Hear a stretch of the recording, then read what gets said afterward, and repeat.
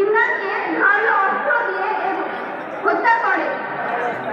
এই হত্যাকাণ্ডটি ছিল বিভীষিকাময়, ইতিহাসকেও হার মানায়।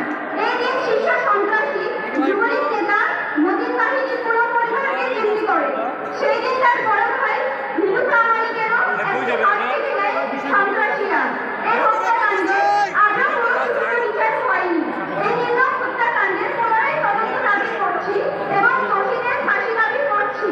বিগত 10 থেকে 15 বছর আমরা কথা বলতে পারিনি। এই সময়টা আমাদের পুরো পরিবারের খোঁজ খবর রেখেছেন জনাব তারেক রহমান। তিনি সবসময় আমাদের খোঁজ খবর নিতেন এবং আমাদের পরিবারের পাশে ছিলেন।